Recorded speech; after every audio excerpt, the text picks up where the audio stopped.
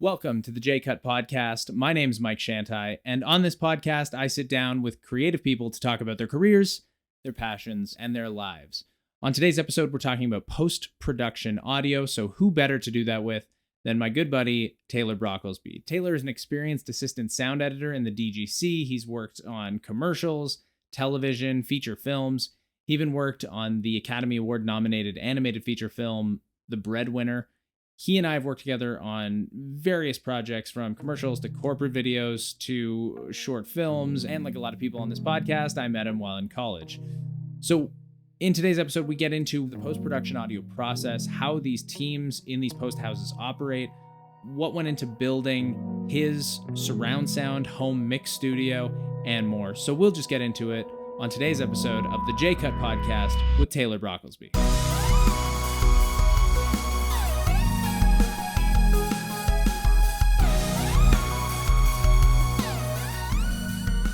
Don't judge my sound.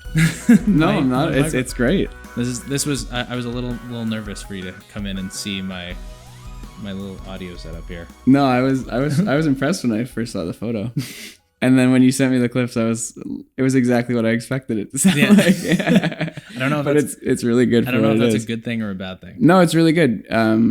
Because usually I expect those to sound actually a lot worse than what I'm hearing in my cans right now. I'm glad it gets the Taylor seal of approval from sound perspective for now. Yeah, totally. So I know this stuff about you because we work together a lot, but you're a post sound person. I am. I'm a post sound editor. And you are in the DGC, which is the Directors Guild of Canada. Yeah. So run through what exactly you do for the most part. So I work primarily as a first assistant sound editor. I think by title, I'm still a trainee in the guild. I just haven't upgraded. I'm saving money that way. I have to pay more once I upgrade. But I primarily work as an assistant for feature films, TV series. That's pretty much the jurisdiction of the DGC is primarily big budget feature film and television series. So I work as an assistant for the sound effects editor, sound designers, dialogue editors, mixers, you name it. Depending on the type of job, usually from the second we're introduced to it, before picture lock to the final mix. Sometimes they'll just throw me on as like put out fires for 3 weeks and then on to the next one for you. So it depends on job to job, but yeah, I'm gonna do it all, fix it guy for the post-production sound team pretty much. Yeah. And then you also DGC stuff, you're not necessarily employed by anybody. You just you're still an independent contractor when you're correct working on films, TV. You work primarily with a one studio. Technically, I become an employee for the production for like a very short amount of time. But it's essentially a contract. Yeah, entirely. Yeah, entirely. We just work out of deal memos. I do the paperwork that anyone would starting a regular new job. Every time I work a new movie or TV show, it is a huge pain. It becomes very routine, but it's still it's a ton of paperwork for every single production. It's a ton of shit to fill out. Yeah. Can we swear on this? Oh yeah. Okay, cool. Yeah. It's a lot of work because sometimes you could be on a gig for like a matter of 4 days. Yeah. It doesn't matter if you're on 4 months or 4 days, you're doing all the same paperwork that it takes to get you paid for that 4 days than it does those 4 months. I'm glad you don't have to do that every time I hire you. Yeah, no, it's just one PDF and that's it. Like even when you're working for, say, Sound Dogs and you're working on feature films and whatnot, you're doing a lot of that from your house too, right? Like, yeah, yes, and it's different with Sound Dogs. It's different because depending on who you end up working with, and depending on where they're working out of, there's certain guys that it would be more beneficial for me to be right there at home in the studio. Yeah. At home by I mean the Sound Dogs headquarters. At their home base. Yes. So it's for some people that's really a discussion between me and the editors of what's more efficient for us. If these guys are working from home as well, and I'm no better off commuting an hour and a half to do the same thing I would at home. Yeah. With potentially a more efficient setup than what they have reserved for assistants in other spaces, then I am better off working out of my own space. Now, I feel like I could crack open a laptop in a cafe and do what I need to do anywhere I need to.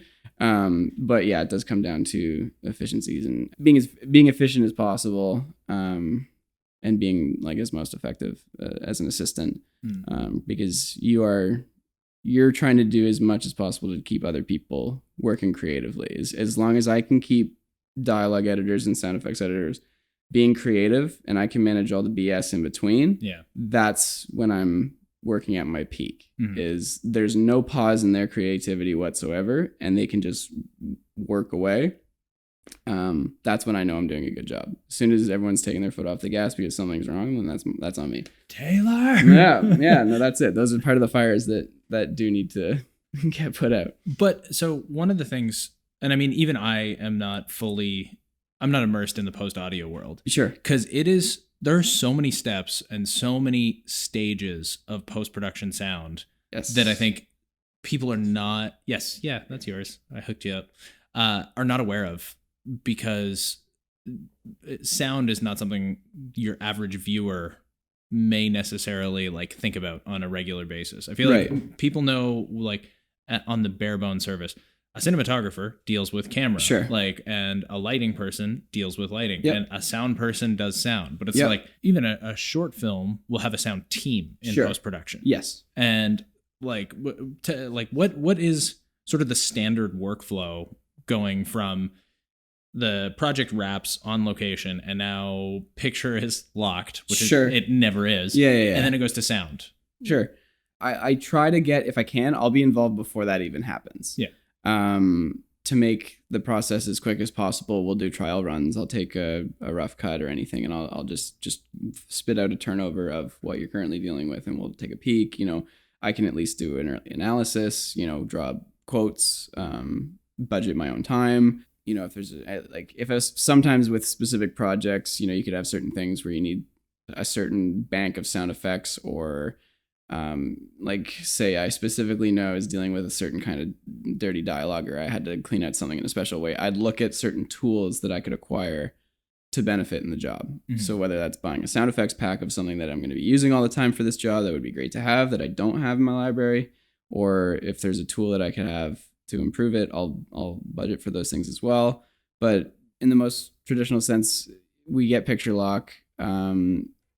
Usually it's picture assistant meets sound assistant, and we deal with all the crap. Let the primaries and the creatives keep doing their work, and we just kind of make everything happen without anyone having to lift a finger. So meet with picture assistant, sound assistant. We get together, and they'll either send me a hard drive or a deliverable or whatever it is of EDLs, an AF containing guide files, and then obviously we'll get a full source of all the archived audio, everything, all the location sound rolls. From that point, I de-interleave the rolls because they're all in if everyone's still with this, they're all interleave files, so we need to de-inter them to mono files. I export all of those out, and then what we do is we reconform all of our raw tracks, like the entire file. So there's not a single handle on it. You have, in everywhere you go, the entire file, all the audio from, and we conform those original files. So we use the AF as a guide. Sometimes shit's missing. Shit's always missing. So having the AF there to just being like, and there it is.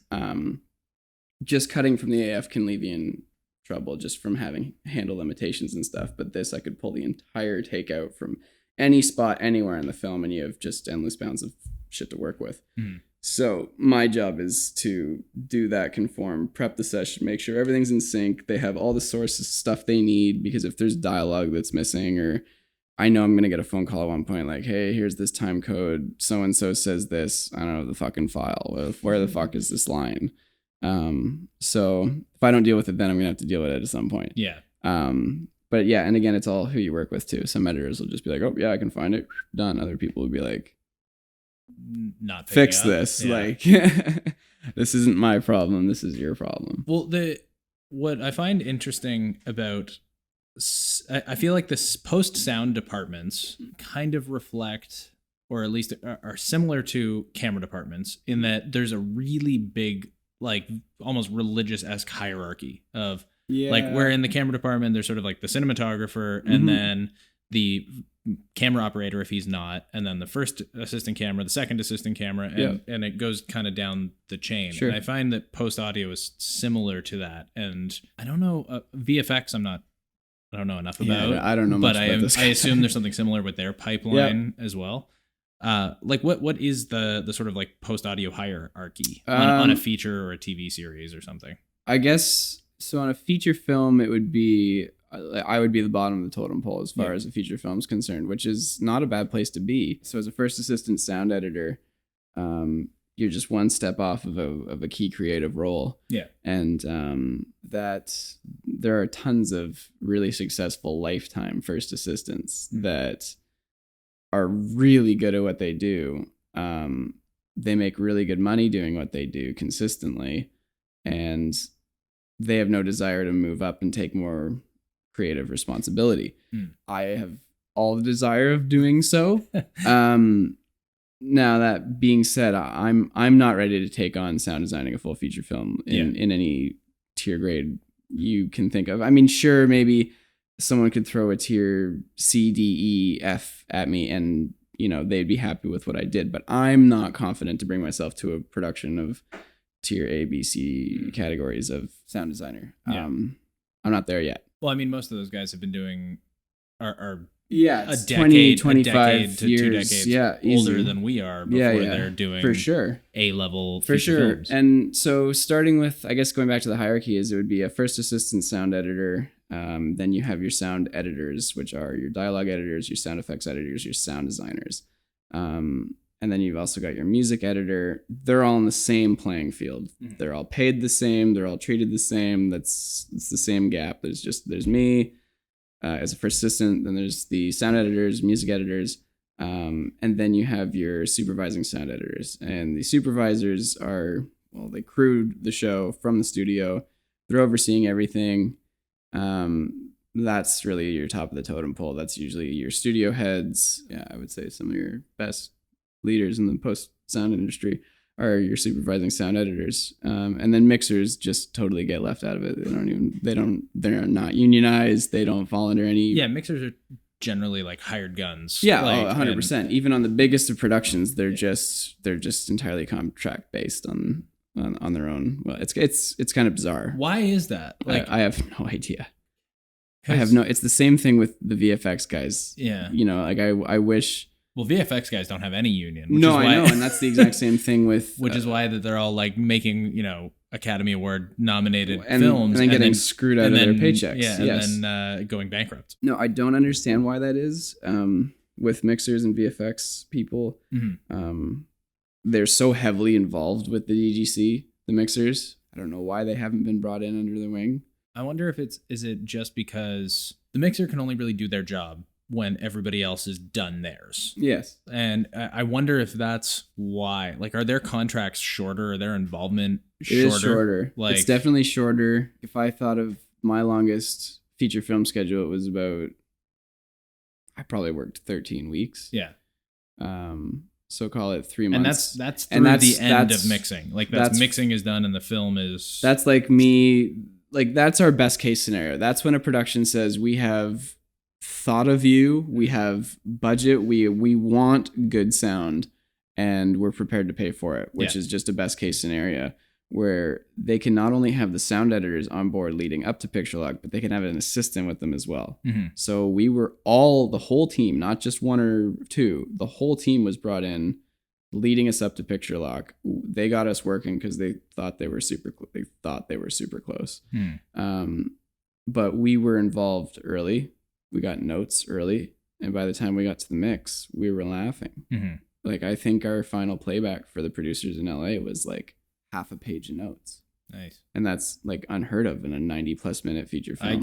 That's insane. I get like 5 pages of notes on a 90-second commercials. I know. So we had a page of notes to do a feature film because we were involved so early and we were so settled. But so that's probably... Can you say what film that was? Or yeah, that was The Silence. Okay. That's on Netflix now. And it was it was a few weeks leading up to Picture Lock.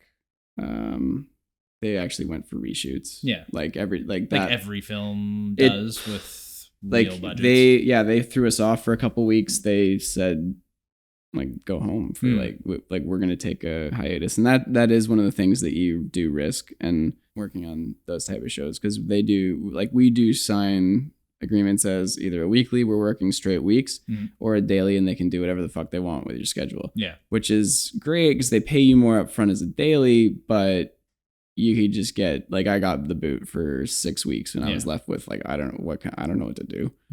I was going to be booked with you guys for the next 9. Yeah. So, like, I'm nowhere on anyone's schedule. radar whatsoever. So yeah, that was a rough, but it was a great production to be a part of. So yeah, like, that for seeing us is going back to at least mixers and our timelines. 2 weeks up to Picture Lock, maybe 7-8 weeks of an edit, and then another we kind of take off a little bit during a premix, because that's just the mixer. The mixer just ingests tracks, and like in the premix they literally just start spatially putting things where they think they're going to live. They rough things in. They really, like, blatant paintbrushing of the mix, and then when we actually get down to the mix itself, we're probably with them for another 3-4 weeks. So they're really on it. Like, the mixers are a part of this for like maybe a month and a half, whereas we live on it for like 3 or 4 in total. So, and I think partially what also is why they don't fall under is they come with very expensive rooms. Yeah. So you're putting a very expensive human in a very expensive room. And you have to be sure as shit about those dates and times. Well, because if they're contracted, they're commanding a good chunk of change, probably on a day rate or a contract for the project. And I wish I knew. I don't. I don't ask. But how much you making, bro?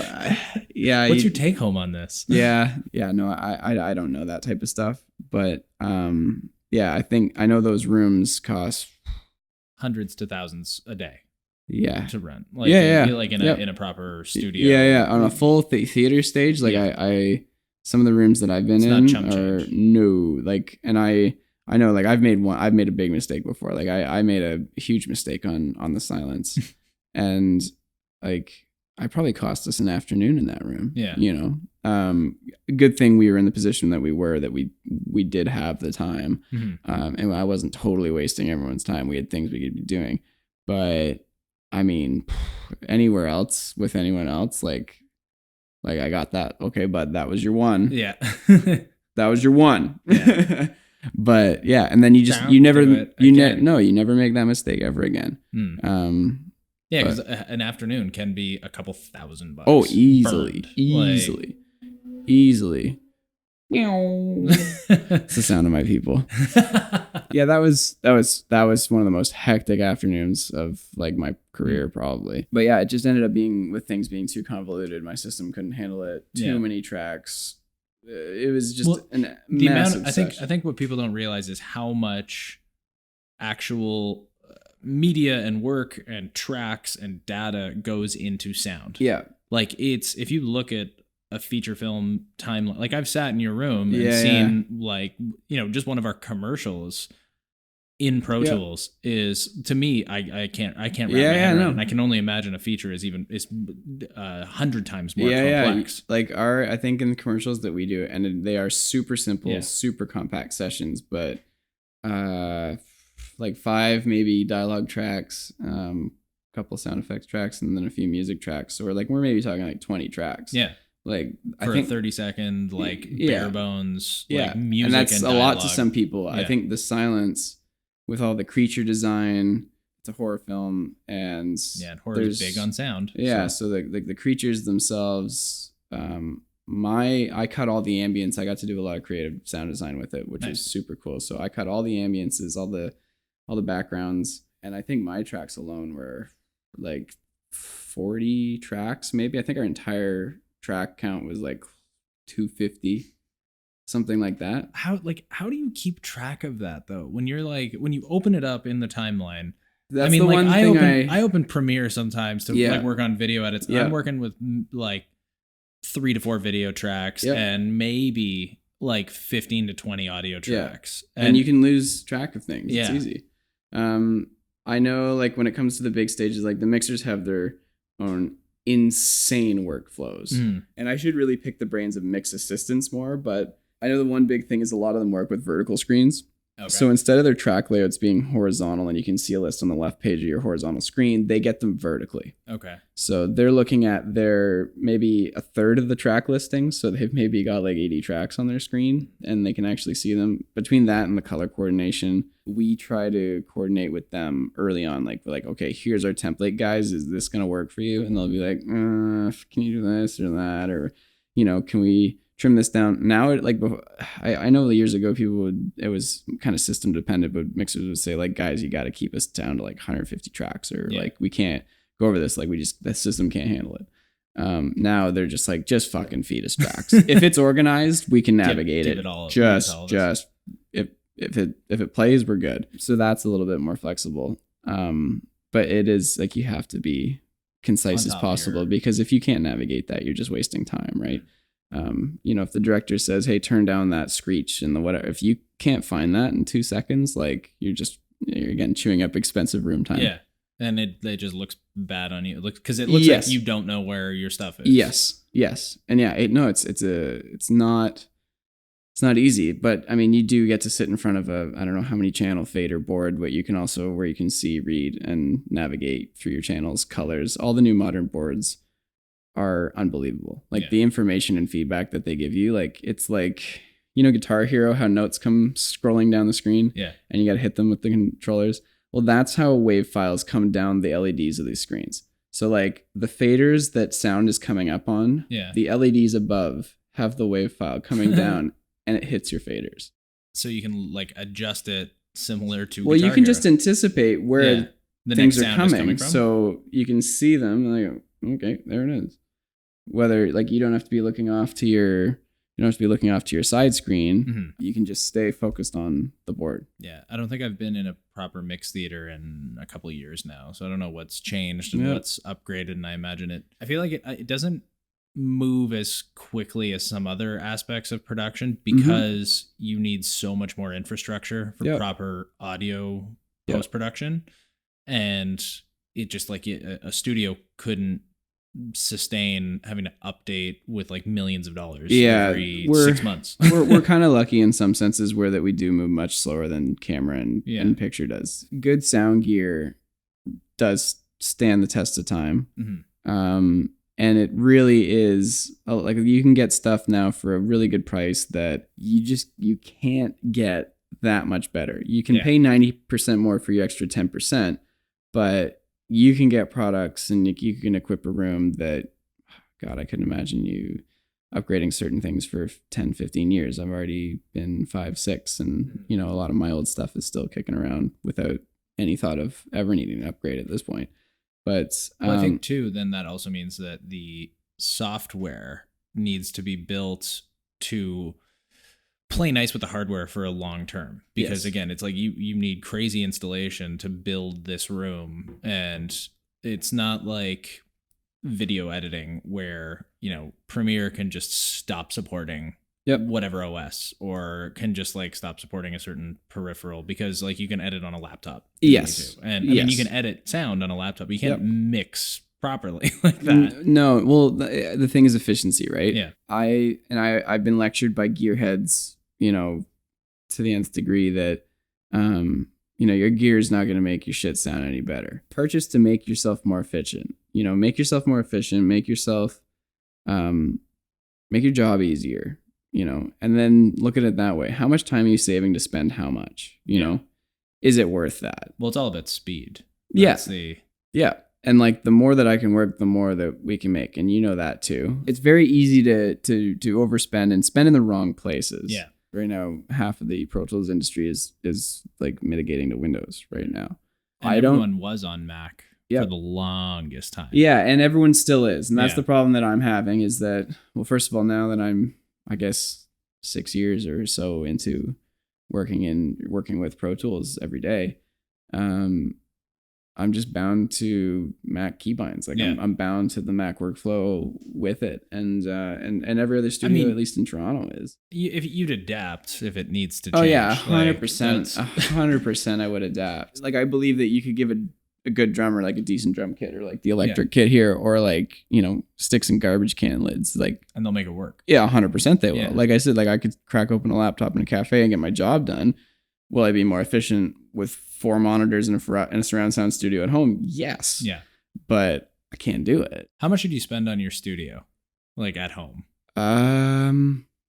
Just speaking of your home studio, home surround studio. In total, I mean, including like software and stuff. Yeah. Like I mean, just the cost of your doing business. Ballpark, probably $30,000. $30,000 on the room. Probably. Yeah. Yeah, I think like overall investment. Now that's several years. Yeah. That's like, I think the initial investment of like an actual Pro Tools computer, like that old Mac Pro that I got used. I spent I think maybe $2,000 on that thing, putting all the parts and everything into it that I did. And then you were around for when I got all the speakers, the surround sound set. I owned the stereo pair that I got on a great sale, but my front wall. Atom Audio A7Xs, and then the Atom Sub 10 was almost $10,000 for like just those speakers alone. I think it was like maybe $8,000. And then Pro Tools HD, that's another $1,500. Is that a like perpetuity license for now, or is it? Yeah, so I own it forever. Yeah, okay. And I'm glad I got it when I did. They stopped selling them. They stopped selling these perpetual. Yeah. At least in the way that I got them. I got old, like I guess bulk copies that people sold to studios, and I just got this copy on eBay. They still registered. I still have to pay $550 a year to keep getting updates. But I do own the copy. Yeah. Outright, which is great. Like I'm so glad I bought that when I did. It was so worth the investment. Mm-hmm. Yeah, and then just a very expensive room controller, which is like a bunch of buttons and a really expensive volume knob. And that's all it is. Fundamentally, I mean, an expensive volume knob. Yes, because you and I know, like you have that little control interface for your computer upstairs, right? So like mine is just one bigger, capable of 5.1 surround. But from there, you have the volume to control the main 2 speakers. Yeah.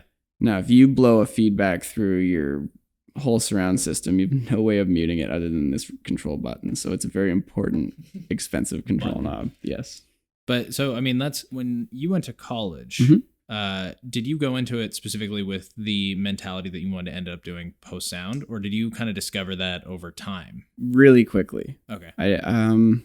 Yeah. I mean, I think like everyone that went to film school, that like I loved shooting in high school. Like we just would pick up a camera and we would just shoot random shit. And my favorite thing was just cutting my favorite songs currently to whatever we were doing. I had a blast doing that. So that was like my first taste of sound editorial ever. I didn't really know it yet, but that was like, it's okay. My first thing I ever edited was like a Jackass tape. Yeah, that's sick. That was kind of my first taste. And then going into film school, like I played in bands and stuff like you guys did as well. But I knew that I had an interest in it, but I was like, I want to be a director or whatever. Like, I went to high school with your guitarist, Nathan. Yes. So like, I don't know. I was like everyone else, and I was like, I want to be a big director, this and that. And then I saw what directing was all about. I was like, I don't want to fucking do this. I don't want to do this. Directing is such a... Like when you're actually doing the job, sometimes it's just like, why did I do this to myself? It's very rewarding to finish, but it's sometimes like really hard to just wrap your head around like why you're like killing yourself. See, I love what I do because I can be an accessory. Mm-hmm. I can alleviate stressors. I can just like make this portion of your life easy and simple, and I get to interact with, I guess, like the big names or the big people involved. Like I get to meet all the producers, directors, most of the casts, and we get to really behind the scenes interact and involve and being really closely involved. But then we walk around, no one knows who the fuck we are or what we do. It's like. That's why the academy plays out like the sound people after like 15 seconds. Yes. Like no one cares who you are. No, it's and it's just the best, most gratifying thing to be a part of something so big and yet just be so subtle. And yeah, I don't know. I really dig that. Well, because like some of the projects you work on are like big, like they're big projects. Yeah. Like, I mean, The Silence had Stanley Tucci in it. I think some of the biggest movies I've ever done were like the very first ones I was ever thrown into. It was wild. My very first opportunity to work on a feature film on a DGC gig with Sound Dogs was The Nut Job 2. Yeah. And that was with Will Arnett and Katherine Hagel, and I was working the temp. So like my first gig, like I'm cutting Katherine Hagel and fucking Will Arnett's dialogue. And I was like, what is going on? like I was how did I get here? Like I was cutting Sheridan kids like theater roles like not long ago, you know, like but yeah, so that was crazy. And then after the temp, I actually got on the gig. It was actually going to get made. And then I got on the gig as the first assistant, and I had no idea what I was doing. It was like, you're just going to learn on the fly. Because like no one has time to show you shit. So yeah, I started working with 2 sound designers. I was working with my good friend J.R. Fountain and David Evans. Is an incredible sound designer. And those guys showed me a lot, ton of patience, and really shaped me, kind of gave me a good, like, here's how this has to run, and here's how you can keep it running this way. So it was a really good foundation. And then right after that movie, I was thrown into The Breadwinner, which is probably like the most acclaimed thing I've been able to work on. Yeah, it's an Academy nominated. It was an Oscar nomination for Best Animation. Yeah. That was a Golden Globe nominee. It was probably hairs away from winning both. Yeah. But it's a beautiful movie. I was super lucky to be involved in it. And I was only involved for a very short time and had a very minimal role. But we did do some really cool things in kind of just creating that movie. JR spent... Like what, though? I mean, like, because it's an animated film about... It's an animated film about... It's wartime Afghanistan it's pre 9/11 Afghanistan, I should say.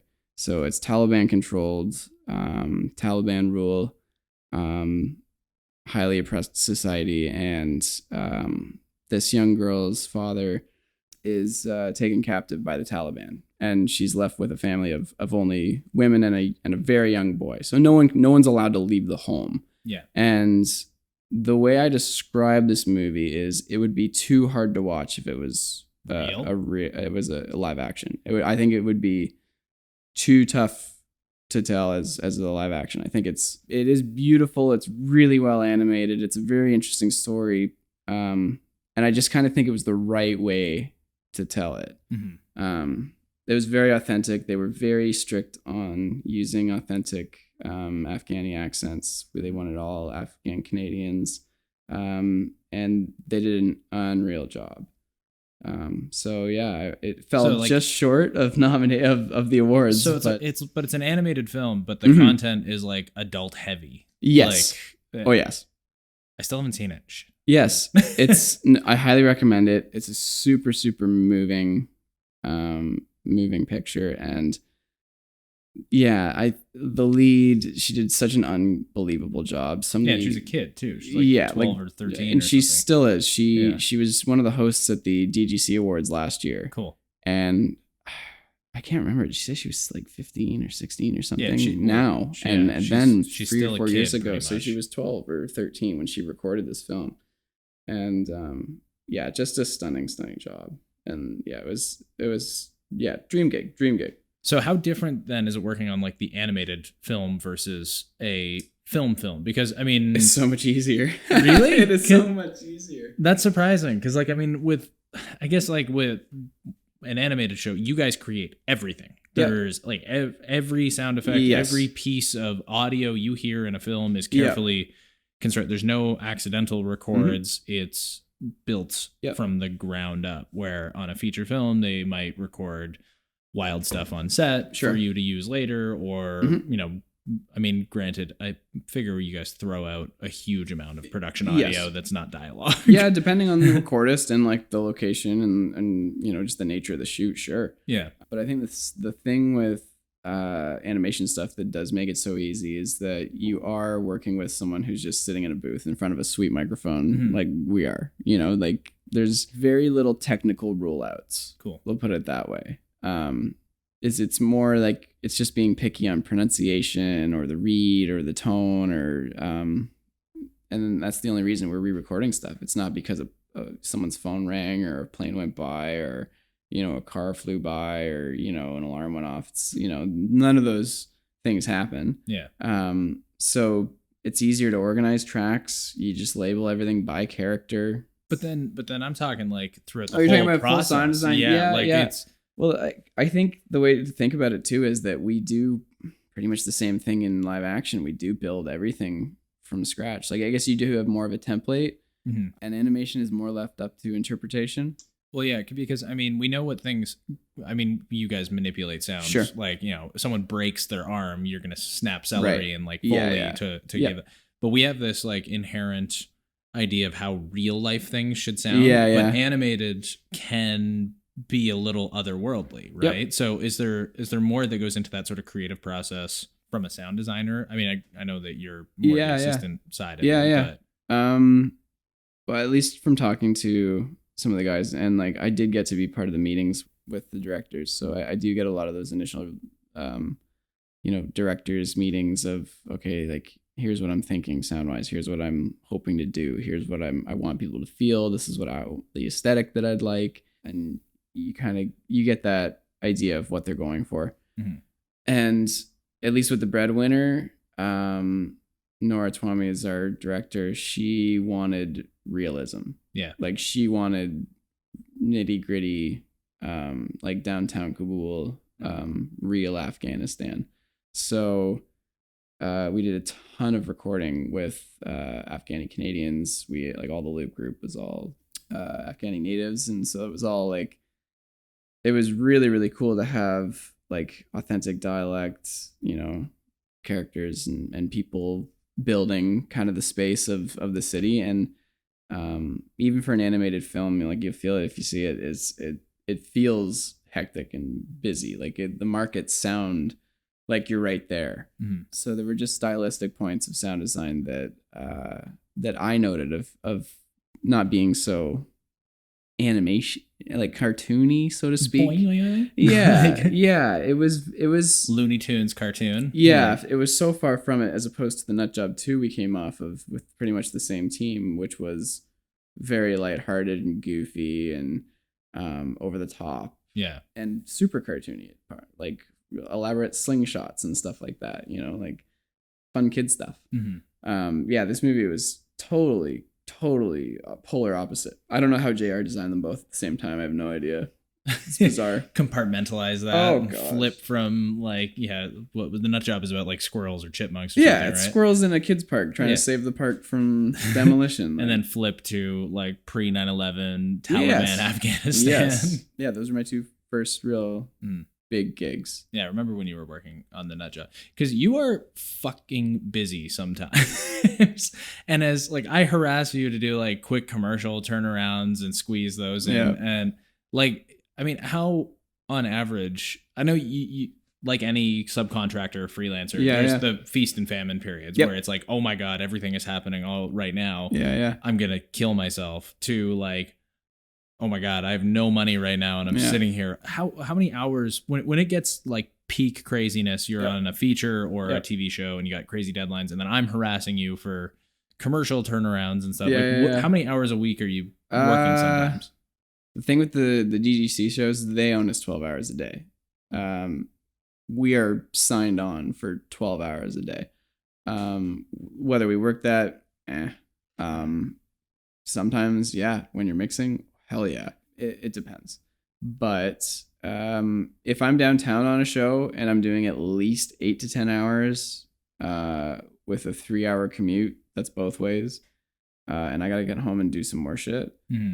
And maybe I'll have, when I'm really busy, like 2 nights of a week like that. But again, like, you put it on yourself too, right?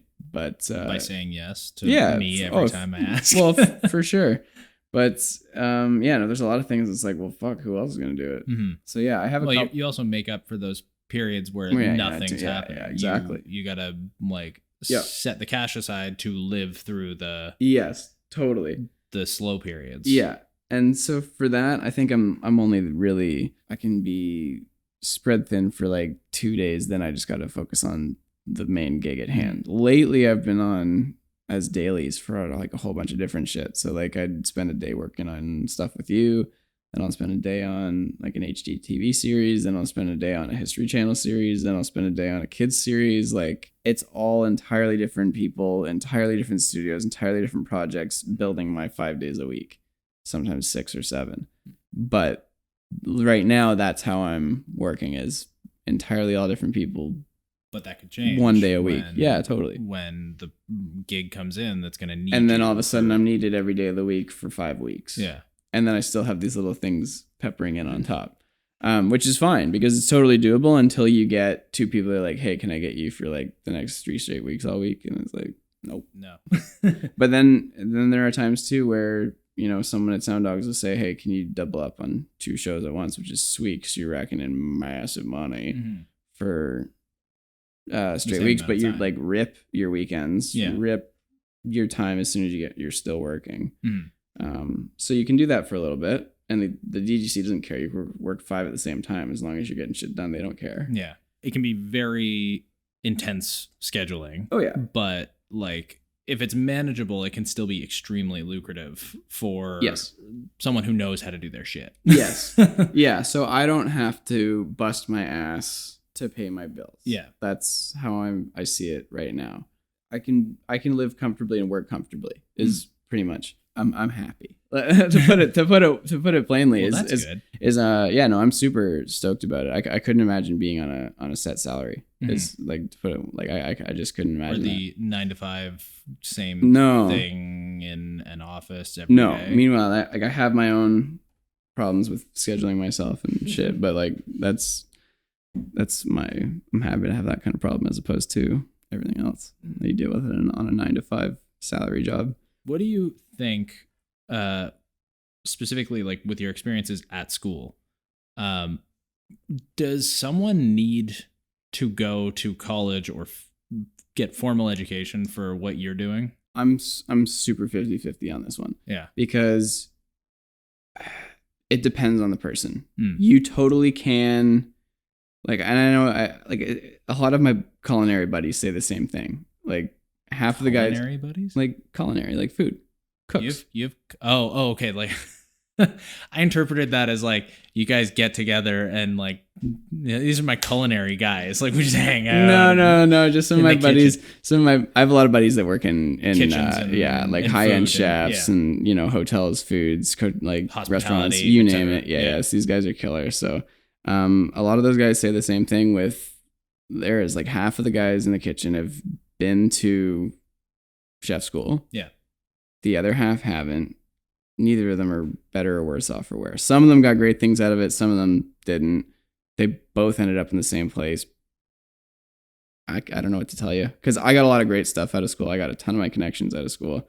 I wouldn't be working in the capacity that I am without making the connections I made at school, if that makes any sense. No, and that's what I've found too, is that I'd say like 90% of what I do daily, I figured out on my own by Googling and talking with people and everything. Like I don't remember almost anything I did in college. No, I'm right there with you. But it's the connections and the people I met that have at least started the propulsion to where I am in my career. Like that's the biggest thing, is the people I met. Yeah. And that's where, to me, like the tuition for college was worth it alone, just in the people I met. Yeah, totally. But I think that also comes down to, it has to be like, you have to give, like you get what you give into that. Because if you go to college and don't try and give a shit, 100%. Then, that's going to reflect on and what like people think of you. Yeah, you can see that in so many people that we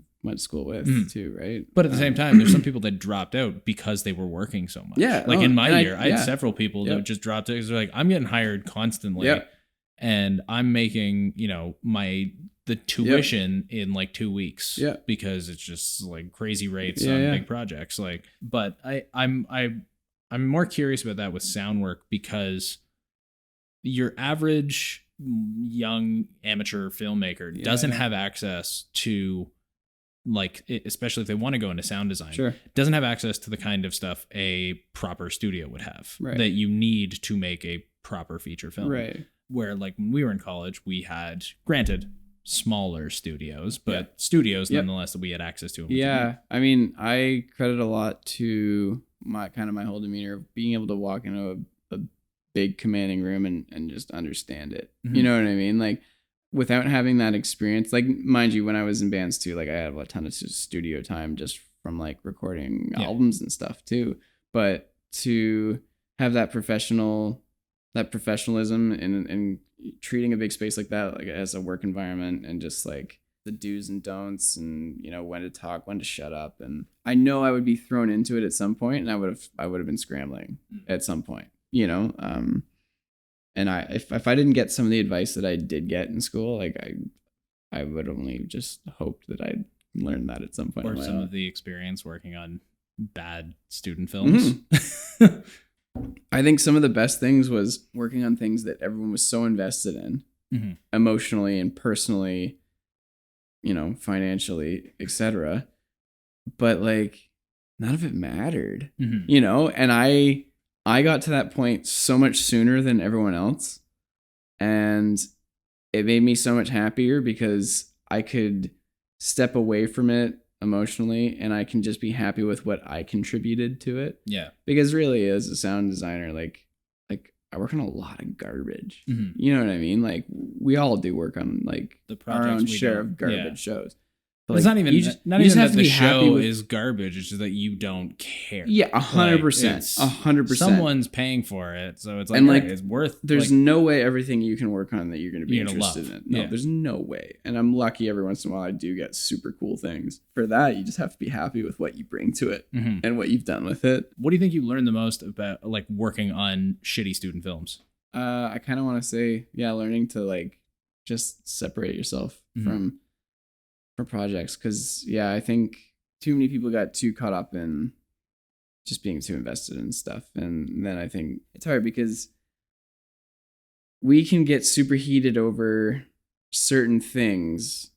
And there's a guy that we had used to work with, and everyone would be so all stressed out about a line or something stupid. You know, everyone's fussing over this one thing. It just doesn't quite sound right at this one line. The guy walking in the room, you just go, no matter, show is shit anyway. Yeah. It's true. It doesn't matter. It's just a TV show. It is like, I take my job super seriously.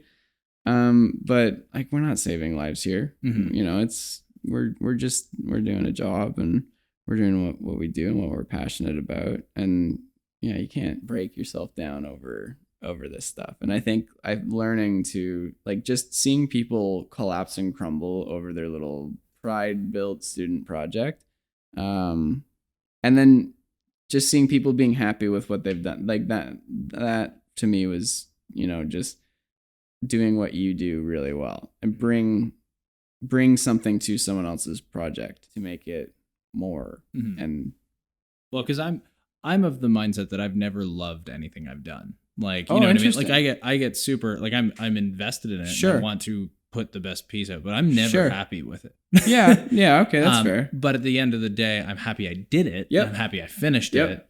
But ultimately it's like I mean, I'm leaning more towards like films, not necessarily like commercials and jobs I get hired for, but like, little 10-minute short film. Because there's so much work that goes into it. And when I'm like rewatching it back, it's just like, wow, I could have done everything better. And honestly, I can do that with anything, any show or anything that I cut. Like, I can crank it back like anything 6 months ago, and I'll just be like, what the fuck was I doing? Sometimes you don't realize how quickly you're evolving. And then sometimes, like, just not like recently I had to dig up a feature film, and actually you were talking about it earlier about how many people it takes. Well, like, I can do an entire feature film myself. Depends how fast you want it back. Fast, cheap, or good. Yeah, no, Pick two. yeah, absolutely. So, we can get more hands on deck and get it to you next week, or, you can give me 2 months and I can massage it out. Yeah, exactly. So, this project I did in, I think, 2015 or 16, which I originally told them, you should probably do a surround sound mix of this, if you ever want to distribute it. Nah, we'll save the money, okay, yeah, whatever. Pay me, they're happy. And I get an email literally 2 months ago, 3 years later. Hey, yeah, so we got distribution and we need a surround sound mix. How much is that going to cost? Yeah, you were telling me about this last week or something. So sure enough, I dig it back up and I'm like, oh my God, what did I do 3 years ago? Yeah. Oh, dude, I opened up like a year ago or so my college portfolio thesis project in Avid. Everything reconnected, which to me was miraculous, that I was at least on top of keeping all my media together. Yeah, that's mind blasting. But then when I actually started digging through the project, I was like, oh my God, what were we doing? This is the most moronic fucking project ever. Oh yeah. I cannot figure out why we thought this was efficient. But even then, I opened up a project that I did a year ago, and even then I'm like, wow, my workflow then was stupid. So, and I remember Barton saying to us years ago, and because we were working on our 10-minute projects, and we were crewing out a 10-minute short film. So there was a dialogue editor, a sound effects editor. There was there's a music editor. These are all the things you don't get on indie short films. But you do when you're doing it as student films, because everybody has to do the job. and I remember cutting dialogue on a 10-minute short. I took days, dude. Days on these things. And I think about it now, yesterday I cut a 1-hour TV series in an afternoon. Mm-hmm. And it took me days before to do 10 minutes. But at the same time, I wonder if it's you are more confident in your abilities now than you were. Yeah, big time. And because it's a student passion project type thing, it's you're really you're combing everything. Yeah, zoning in way more than you need to. Yeah, and you're also working with less resources. Less available money, sound effects, and stuff like that. But I see why, but it's just crazy to think of the evolution. I'm of the mindset that sound is way more important than picture when it comes to film and storytelling, personally, because I think that when you look at independent filmmaking, the people will forgive bad lighting, bad cinematography, to an extent. They'll forgive that shit way quicker than they will forgive bad sound. Yeah, look at YouTube comments. Yeah, and you'll find out what people notice. Bad sound is killer for me. I can watch shitty video and but if it's bad audio, it's seconds before I'm tapping out. Yeah, no, I get that. I always say that sound, especially sound and music, tells you how to feel. Mm-hmm. You can I feel like anyone can look at any image and interpret it in many different ways. But I feel like if you play something for someone, whether it's a track, a sound, a tone, a song, there's less interpretation as far as overall feeling. Yeah. A sad song or a sad tone or something will make you feel that way. There's uplifting, there's, there's energizing. Trying to do that visually is harder, I think, to get that exact, with just visuals. Yeah. To get that exact feeling that you want across. With sound, I think it's much easier to get that feeling directly across. Well, because sound manipulates people. Sure. The music tells you how to feel. Ideally, the best film, I don't remember who said it. I'm going to have to look up this quote. Someone said that their end goal, a director, was to make a 90-minute feature film that they could show somebody in China and have them understand exactly what's happening. Interesting. And whether they can't understand a word, but you fundamentally what the whole film is telling you. Now, you need really good actors to get people to feel that sort of emotion. Where music, I don't want to say it's cheating. Sure.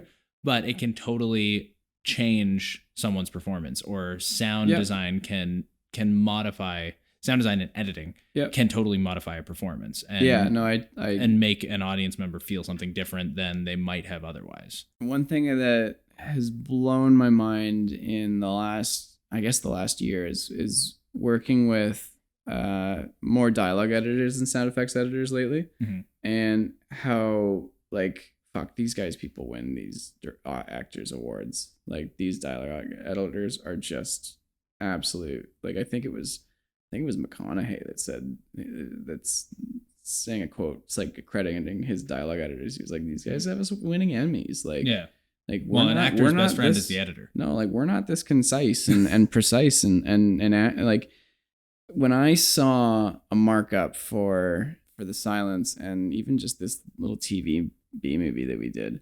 I could not believe the breaths, accents, inhales, like just even little moments where, you know, a character turns ahead and they're facing off camera and like the dialogue editor will find a line that just supports someone turning around or looking or just helping keep it immersive all the way through. Yeah. You know, there's only so much that, you know, a director and writer have put down on paper that they expect to see on camera. But now we're looking at like really what's there.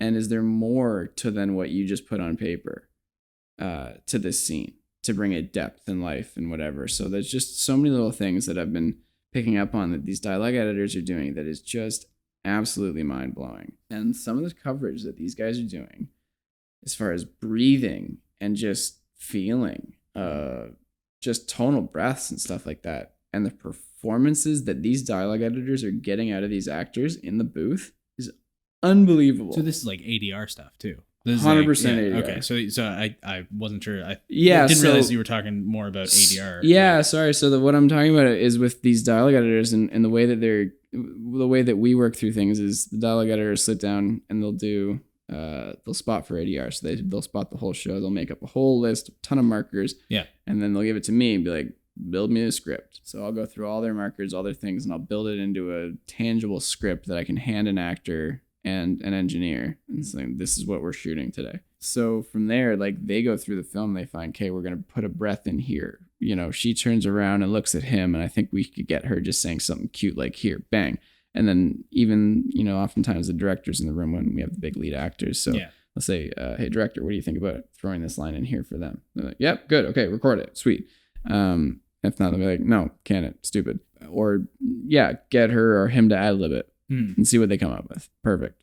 But so I'll make all those notes and then just finding where they find these little things to just either build a moment, finish completing a moment, or just keeping the character in the scene, especially in like crazy war themes, movies, scenes like that, where it's just utter chaos. And yeah, it's when you're in the room and you've got the actor in the room and you're just building and filling in all the gaps, and totally blows my mind to see the kind of job that they do and kind of making all that stuff happen. And like getting those performances like from an actor in the booth is like, it's so hard. Not every actor is really good at it.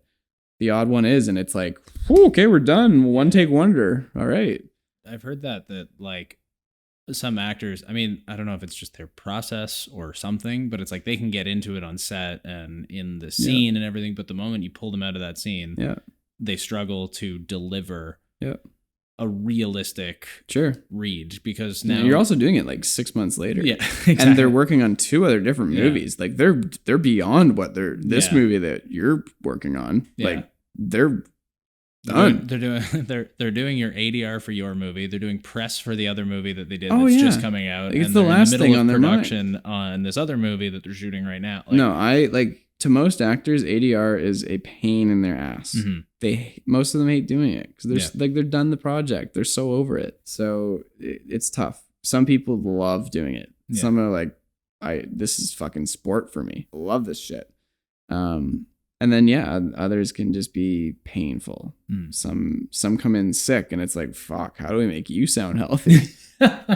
Like hacking up in between takes, basically. Well, I mean, you know how people sound when they're sick. They sound sick. They sound sick, yeah. So it's not easy. And I think some of the best awards go to some of the dialogue editors that build stuff like that. And no one knows or notices any of that stuff, but having seen behind the scenes, I'm just like, oh my God, the work they're putting into this is unbelievable. Yeah. You do stuff like you're talking about HGTV stuff and like Yeah. reality. How much like sound modification and manipulation goes into like reality TV? More than I thought there was. Can I give an example? I don't want you to like give any specific shows out or something. Yeah, no, it's it's all good. NDAs or anything. As far as the coverage goes, it's a lot less. Mm-hmm. So for like a feature film, like my backgrounds for like the silence were like absolutely elaborate. But again, there's that similar to Quiet Place. There's not a lot of actual dialogue. Yes, right? and there's just a ton of coverage. But with something like an HGTV show, like Sarah Off the Grid, this show that I've been doing, it's very plainly like bird track, wind track. You got your room tones, trees, traffic, like. So you do surrounds, like you are cutting for surround sound. I have to have enough to go in the front and the rear speakers, but like my interiors is a mono and a stereo room tone. Done. You're in a car, mono and a stereo driving car. Done. But yeah, so you kind of pick and choose your live locations. Like with these murder mystery shows, I don't cut any room tones unless there's a room with shit going on in it. Yeah. Or we're outside. I cut exteriors. I cut all exteriors. Just to like differentiate interior and exterior on those types of shows, just that little bit of sonic differentiating it. So I do cut. Is that something like those reenactment type things? Yeah, like the Fear Thy Neighbor type stuff. Yeah, Fear Thy Neighbor, Hours to Kill, 48 Hours, all that kind of stuff. So you won't cut room tones when they do the reenactments for. It depends. Like, I mean, to an extent. But yeah, so like for an example... Because sometimes it's like just somebody talking over it, like an interview. Yes, and a lot of it is just a sitting interview like this. Yeah. I won't cut anything. Yeah. Unless I notice like it's a rankly loud room. Like if it's a brutally loud room, I will do the mixer the service of being like, here's a room tone to try and bury that shit in. But otherwise, I'm not going to give them that. Like for interrogation scenes when, people are being interrogated, I'll cut those like room tone buzzes, like, prison cell rings, like the fluorescent lights. Exactly. Yeah. So just that typical shit. But a lot of it's slow motion, right? So, they'll have a murderer with a knife walk into a room while dude's on his computer. Mm-hmm. And it's all slow mo. You just see him, like you couldn't even cut footsteps to it because doesn't even make sense. So I pick my battles with those shows. But then also like if we're in, if they're outside a bar or they're inside a bar and it's just, just slow-mo picking up a beer, I'll cut all the bar ambiences. I'll cut glass clinks, crowd ambience, all that stuff because it works. So yeah, live environments and exteriors I cut. Otherwise I just kind of leave it to them. They're walled with music and they can just kind of be like, oh, music moment. So many TV shows are wall-to-wall music. Yeah, because like no full one has 42 minutes it's basically a 42-minute song with like so like this HDG TV show is a perfect example. It's like I was going through, and that's another reason we just don't do so little coverage is because it's just gonna get buried in music. Yeah. I think it was like the last episode I was looking through, and I actually noticed like a spot where we didn't have music, and I was like, huh.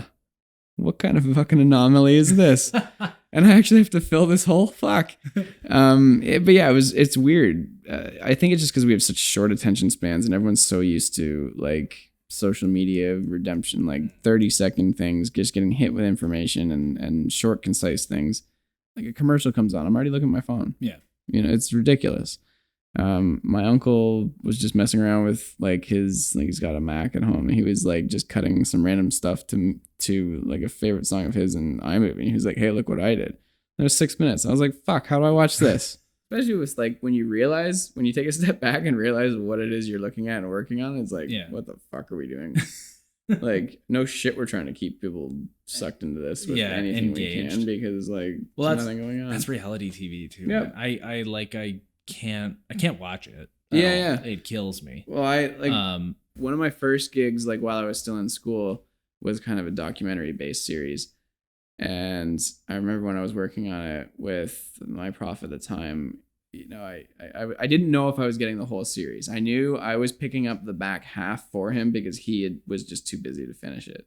So I was coming in halfway through the season and I was just hoping that I would go through till the end.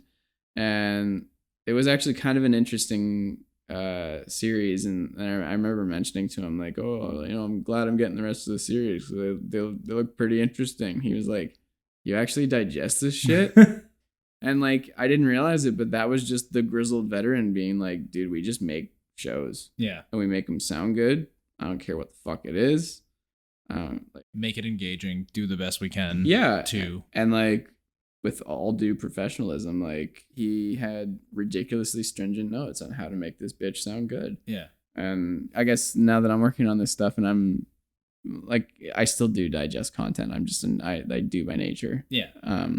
But yeah, some of these guys just flick their brains off. Some of these guys are doing it for like 20, 30 years. Sure. And it's like, how much content can you actually... Yep. And then some guys are like, oh, I watch everything I work on like 5 times before I work on it. Like I'll watch the movie through like 6 times. So I live and breathe this movie and I know exactly it in and out before I even touch it. Which I also find very you mean like when they get sent a cut? Like, yes. Like a rough cut of the film. Or even the final. Like even when they're on the final, like before they dig in, he's like I remember being asked on my very first movie, like, so how many times have you seen it? And I'm like, once. Mm-hmm. He was like, tonight? Guess what you're fucking watching? Watching it again. Yeah. One, and then watch it again. And then watch it again. And then when you think you know it inside and out, watch it again. And I was just like, damn, dude. I've never had anyone say it to me like that before. And that was an interesting approach. I do kind of watch through things and I mark them up and I spot through them and I do see markers. So I watch them in slow chunks and I pause and mark it up. And pause, mark it up.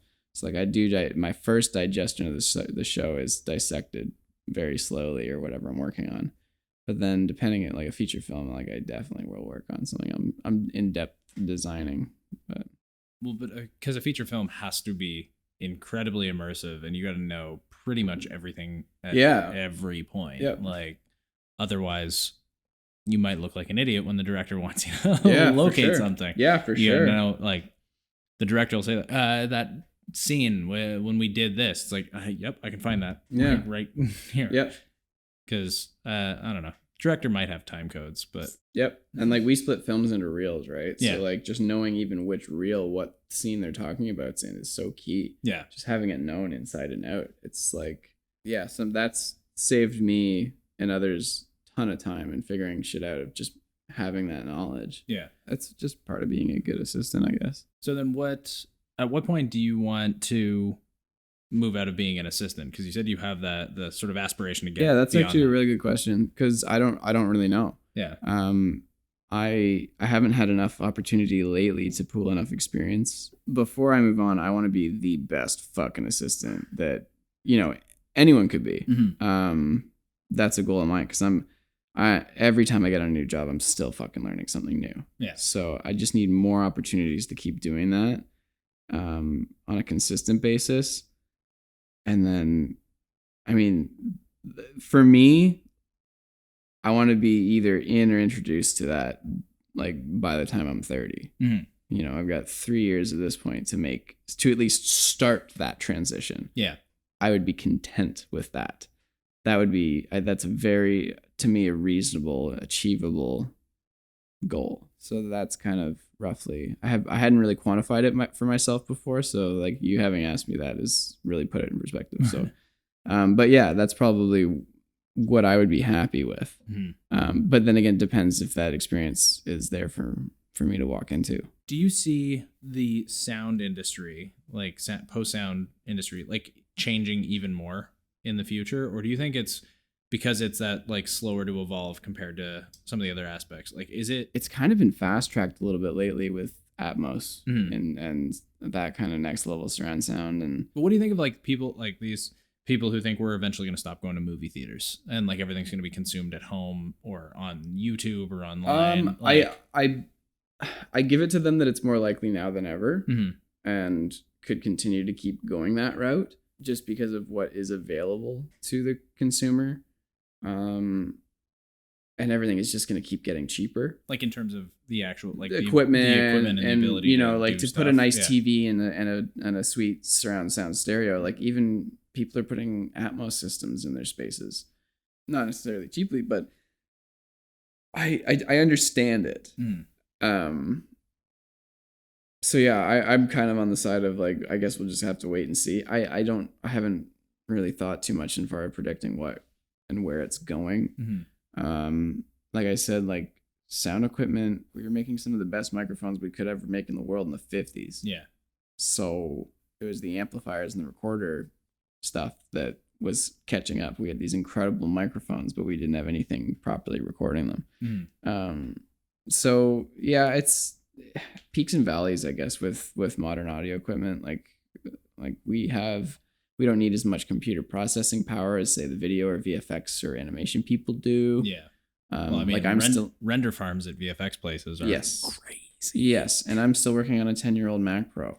So take that for what it really is. Yeah, like home theaters, I think are gonna keep getting better, and I think people are gonna be more encouraged to, or like I think they're less. People will start getting more in home like surround sound type stuff, even more than they do now. See, I would think, but then also whenever I visit anyone else's homes, and no one does. No, and so many people are watching shit like this. Yes, or like my sister does on her MacBook in bed. Yeah, like, and people are just content with shittier quality. Yeah, it's comfort and ease of access is taking priority over quality, and it sucks. I know Netflix has done a huge thing recently. They put out a big release that they've reworked the whole audio network through the app and how they're processing audio, because they like the people that are and the directors that really give a shit about how their stuff sounds, specifically the guys from Stranger Things, lobbied super hard to have Netflix revamp their whole audio network and how audio is processed and how it's distributed and how it's played back, to the point that they're putting in stringent requirements as far as audio quality, and we should notice the difference. Whether your sound bar will sound any different, probably not. Yeah. But for people like me with a full surround sound system at home theater, then it's a great thing. But it's another step to them making the home experience more theatrical. Yeah, because people are thinking about the home aspect of like theatrical viewing, and with so many feature films being just scooped up by Netflix, that's their only destination is your living room. Can you run Netflix through surround sound? Like, I don't have a surround sound system, so I don't know. So for example, the music you buy on iTunes is 256 kilobits per second. Okay. Which is also highly compressed, I believe, as well. Yeah, well, I mean, usually they're MP3s, right? So. Yeah, so that's less than half of the bitrate quality than what Netflix will be streaming. Wants to, or what they're changing to? Yes. The concept of kilobits per second, though, seems so tiny because sound doesn't take a lot of information, right? No, it's so little. Yeah, sound doesn't take a lot of information. I'm so like envious. You're telling me about this single hard drive you bought that's now your working drive, and it's like how many terabytes? 4. Fuck off. Yeah. And like I buy like 4 terabyte hard drives to do backups. Yeah, of, like, I soak up I'll soak up 4 terabytes in like a year. That's insane. Yeah, and that's wish, like full, like a full feature film will take up a terabyte. Yeah, because that same like that feature film in digital visual media will be hundreds, thousands. Yeah. So what we were saying about Netflix and like the upgrades that they're doing is they're taking their HD audio stream and they're almost tripling the bit rate that they were currently broadcasting audio quality through. So it's like jacking the bit rate for a video file up by 3 times the amount. Yeah, but see, it's still so tiny. Yeah. Oh, sure. Compared to video, it's like it's gargantuan the amount of video footage that we eat up, or like video space we eat up compared to the sound. Like, I mean, even this podcast record right now, the sound will be maybe nothing, a gig. I think it's roughly about a gig an hour of media, like on this recorder stereo file, for stereo, where each of these cameras will be running like 40 gigs plus. That's like a 1 in 120, like less than 1% of the media is the sound. Like there's all these predictions about people will stop going to the movie theater and consume stuff from home, where I don't necessarily agree with that. I mean, Avengers just made $2.4 billion at the box office in 3 weeks. Yeah.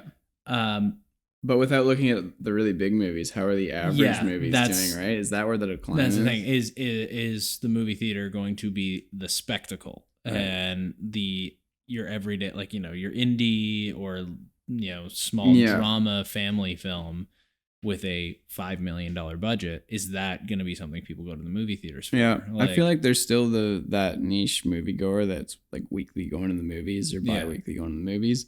But I feel like there's fewer of them, as we go on. Which is unfortunate because there's some really good movies that just don't get the box office that they deserve. And I'm guilty of it too. There's some movies where, like, I saw Avengers in theaters, and there's probably some movies I wanted to see that just didn't end up. Oh, there's always some for me. I'm also not like reminded by constant marketing. It's like, it's tough to also just dedicate the time to go to the theater. So you must get some pretty decent bank when you are in these multiple projects, like lucrative sort of periods. So then how do you deal with like the slow periods? Because I know at the beginning of the year you said you weren't doing much. Well, I started this year a bit slow. Last year was my dud. But last year I stopped thinking financially. I had to stop worrying because everything was going to be fine. I just had to learn to enjoy my time off is basically what last year was a big exercise of, was just learning to enjoy what time off that you have, no matter how long or foreseeable it could be, but to enjoy it and like to get out and do stuff and, not be worried about penny pinching this and that. Like, go have a summer, you know? Yeah, I mean, I don't do like a whole lot of like stringent financial planning. I just kind of, and this is brutal because like I come from a family of money managers and chartered accountants, and I don't think about it. I just do. It's funny because I think a lot about money. Yeah, and I come from a family of not accountants. Yep. Like I'm constantly like checking stuff and how do I move money here to make more money eventually. Yep. Like I'm very in tune with that. Yeah. When you're working all these like crazy weeks though, now, I mean, you live alone. Yep. So, but I mean, you're pretty sociable. When I'm following you on Instagram, you're going for hikes and people and shit. Yeah. But do you find that like with those crazy weeks sometimes, like or months, that your sort of like work-life balance kind of falls apart? Yeah, no, I had a hard part last year when I was working on the silence. I was talking about it over Mother's Day. Like, we were just talking about it with some of the family, and they were just kind of asking about some of the stuff I do, and talking about some of these murder mystery shows and stuff I've had. And like last year, the work I did have was dark content. I don't know what it was, but it was like a string of really dark content.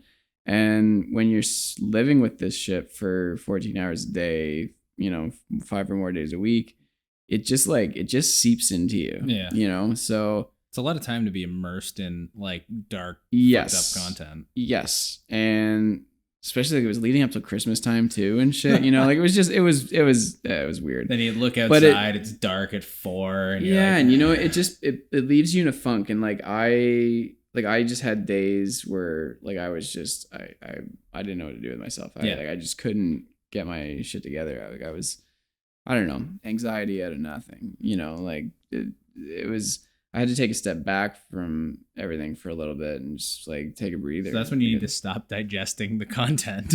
Well, yeah, it's because you can't really do much about it. It's like dealing with like working with gruesome shit all day is like working with gruesome shit all day. Like you can't help but not take it in. But there was a time where I was so hermited into just working away that like I found myself like I do need to talk to people. Like I am a social person, like you said.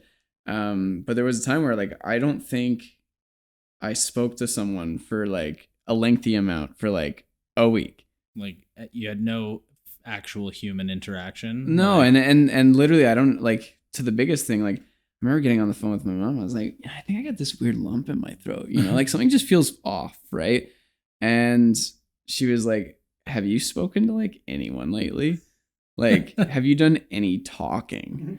And then I was like, no. And she was just like, that's what's wrong. That's probably it. Yeah. And then sure as shit, basically what happens is your vocal cords, which are used to stretching to an extent every day like any other muscle would, contract a small amount and create like a little like rift in your vocal cords until you stretch them back out again. That's exactly what I was feeling in the back of my throat. And so I was just realizing that I was like, fuck, dude, like you gotta make time to still be social and get out, like just for your health, not just your mental health, but your physical health too. Yeah. You know, it's like, and I mean, is that tough too? Because you work like me, you work at home. Like I mean, when you're not in the studio or in a suite somewhere, you're working in your basement, home studio. Because I can relate in that I never leave work. Right. It's I'm always able to hop on my computer and get turn shit something done out or get and I feel that compulsion to, because it's there, right? And it's hard that to, you could be doing something. It could like be. I'll feel guilty because I'm not working right now. So I had a point where I had to sort myself out. It wasn't like giving myself a time limit because I also work loosely time wise too. I can be flexible with my time. Like I like working in the evening. Like I like when I'm not being pestered for shit. You know what I mean? Or like just when no one's calling me, no one's texting me, whether it's personal or work or nothing. Like I can get shit done in the evening. So that can just snowball on me, and it did for a while until I realized like, no, you just got to be ready. Like you got to know when to say we got to turn a page to tomorrow, or you know, like you just got to do something else. But yeah, it took me time because I couldn't set like 8:00 you're done or 6:00 you're done. Like I can't do that to myself. It wouldn't work that way. But just knowing mentally when you're in a good place, or just having those little like, okay, get to here, or just, you know, go this far, get so much done. That made it easier for me to just be like, okay, I'm good. I'm going to step away, and I have no obligation to do any other thing.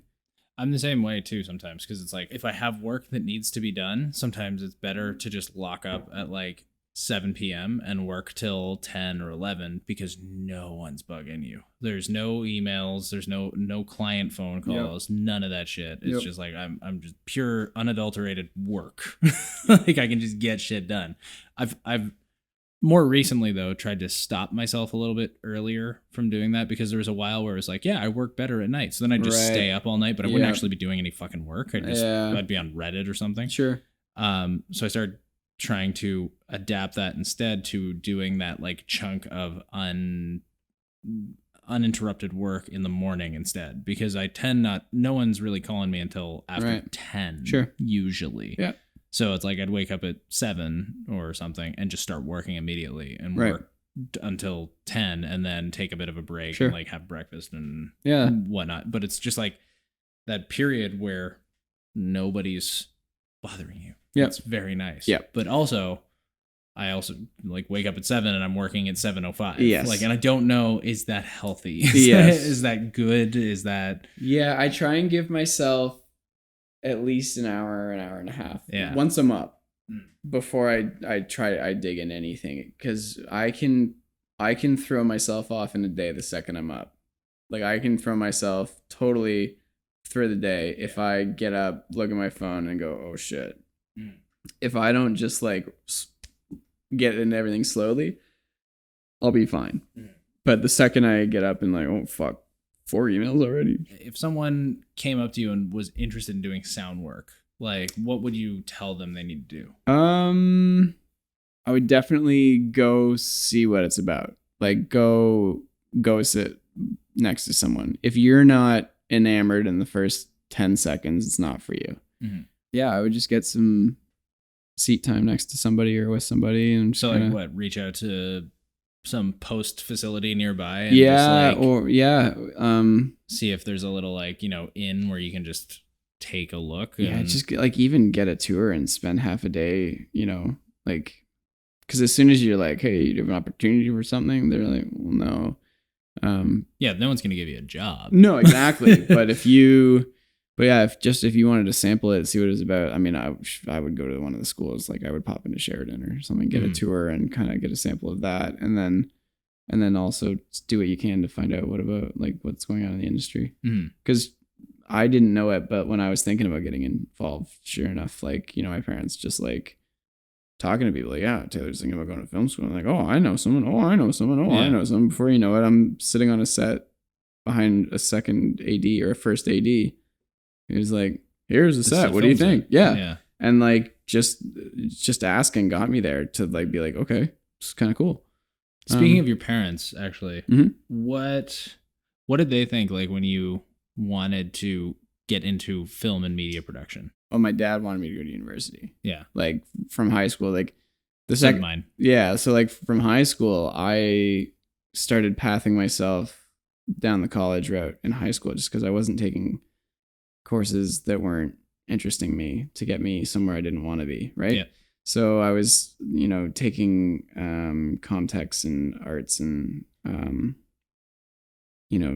shop classes and stuff like that. And then like I remember I had to explain that I wasn't taking enough maths and sciences to actually go to university. And my dad thought that was the end of the world. like he ready to up the table. But I think once he realized that I can't do what I wanted to do going the university route, at least not well. So he warmed up to it like the second he saw me come back from Sheridan for the first time, with like big ass smile on my face. He was like, yeah, that's the right place for you. Like the second I started talking about it, he was like, yeah, that's the right place for you. Like no question about it. Did it take any convincing? Like, I mean, did they like help you with tuition and shit? No, oh yeah. Like I was in such a fortunate position that my parents paid my tuition. Like I never had to worry about it. And so that could be a challenge too for people whose parents might not be supportive. Like, you might be like someone might like go to university and their parents will pay their way, but it's like, I'm going to do something that you don't necessarily agree with. Like they might be like, well, then I'm not paying for it. Right. Yeah, no, I was very lucky that my parents were super, super supportive. I have amazing parents, and they just saw that I was happy and that like they could see me succeeding with it, I guess. But were they ever like concerned that you would just not go anywhere with it? Well, I played in bands before that, right? So that was of course it was a huge concern of theirs. I also wanted to be a rock star when I was in me too. In so high school. they were just like, yeah, like please just go to school. Like they were at a point of like just any school, just go to school. So yeah, like it really could have been anything. They would have probably been stoked. But yeah, I was lucky. I was super fortunate that they could pay for that. Like I'd saved all my money and I bought my first car during my second year because I didn't have to pay for tuition. Yeah. So I still have that car. And you were living at home too, right? Yes. So I lived at home the entire time I went to school. Yeah. So like I never had that like college experience. Like I commuted 15 minutes up Trafalgar to school, treated it like work, and then went home. I lived by the school for my second year and that first half of third year before we were doing our like internships and everything. And that was fun but totally not necessary. That the money I spent there could have been used better like than living in an apartment by the school for the sake of I was at a point too where like I totally would have been happy moving out. Like I was ready to move out. But it just like I stuck it out that extra year or two, I guess, to just finish school and everything. And then my parents ended up moving anyways, which I had to move anyways. So it all worked out. Like totally made the right decision. And so the only thing now is that do you feel like it all stuck to your place? I know that you don't want to move or anything, but you've built this like studio. Like you're gonna, if you ever move, you're gonna have to find some place that can accommodate. Yeah, totally. And like I am stuck moving to a place that can accommodate that space. Yeah. Given I do think it's easily transplantable. But yeah, I do need something that does fit the bill for a room like that. That being said, I'll roll over for cheap rent, man. Like I'm in no like I'm if I can, I'll probably stay in this place until I can buy. Which I don't know, could be in a year or 2 or 3 years. I don't know. I don't know where I want to live, or I don't know what I'm looking for. Or do you want to buy or put that money into other investments? Yeah, I don't know. We're I don't know. Maybe I'll buy a cottage and rent a house. How about that?